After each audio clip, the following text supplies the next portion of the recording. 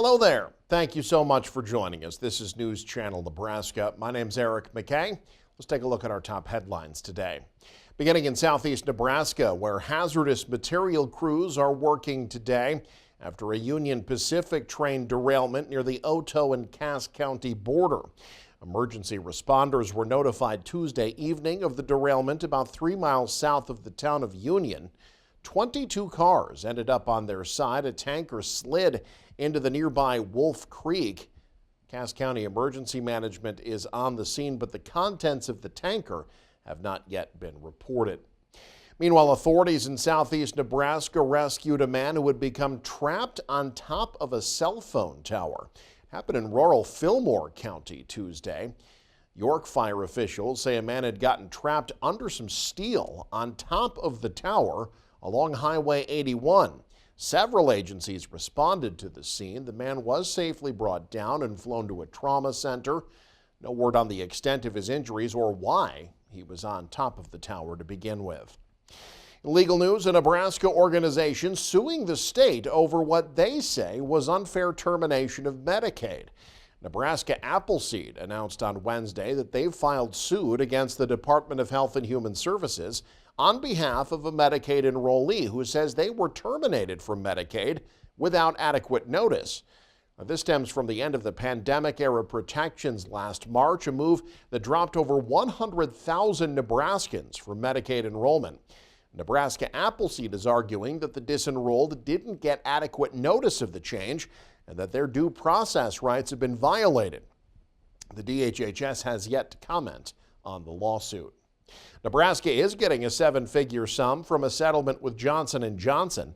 Nebraska Attorney General Mike Hilgers announced Tuesday the state is getting over $5 million related to the settlement, resolving allegations related to the marketing of Johnson & Johnson's baby powder and body powder products that contain talc.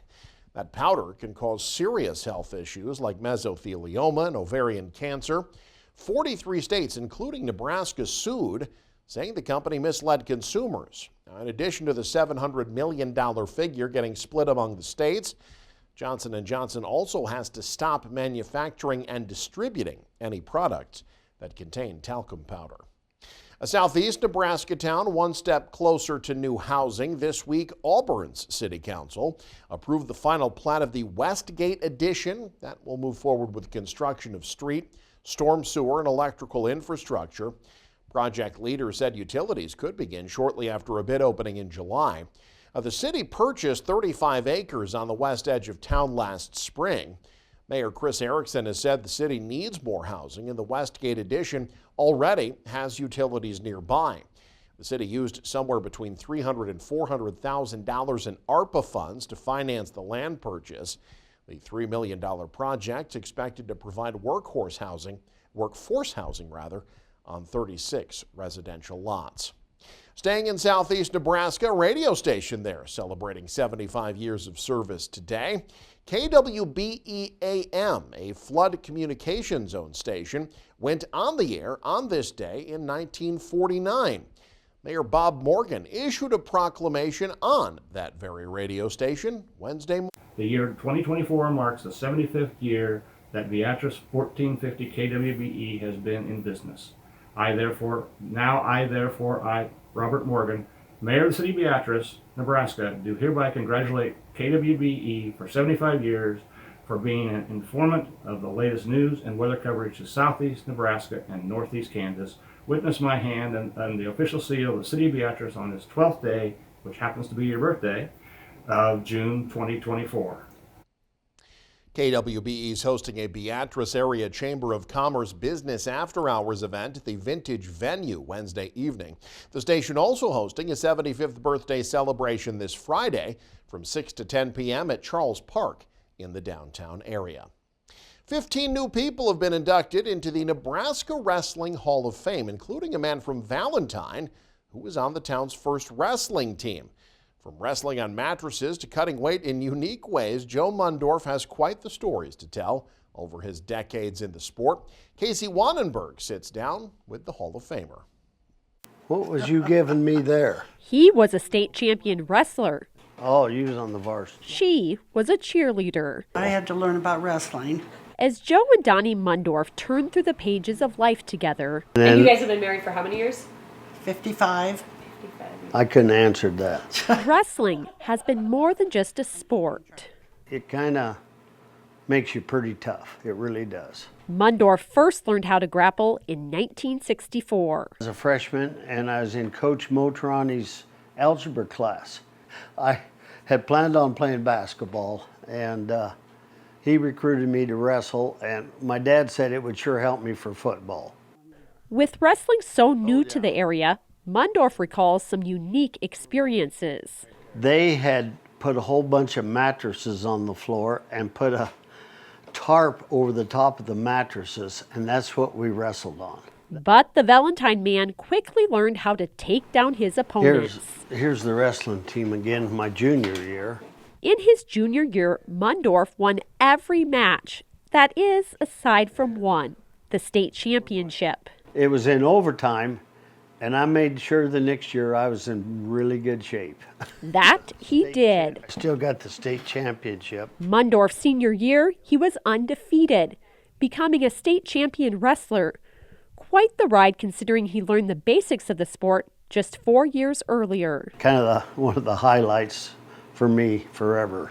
Mundorf had many other highlights in college. I wrestled 2 different national champions and 1 Olympic champion. He wrestled 2 years in Utah and another half year in Lincoln. And I started wrestling down there my senior year, but my wife had a baby in December and I decided I better go find a job.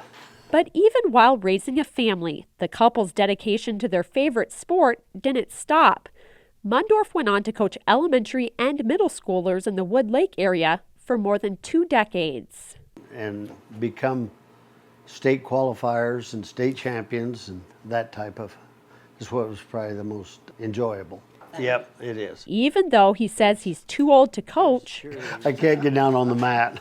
this weekend, Mundorf had another pin. Our next 2024 Hall of Fame inductee. Being inducted into the Nebraska Wrestling Hall of Fame. I never dreamt that something like that would happen, but it was a very nice honor. But Mundorf says the greatest win has been playing a role in not just teaching kids about wrestling, but about life. Wrestling is different than a lot of sports. There's a lot of camaraderie.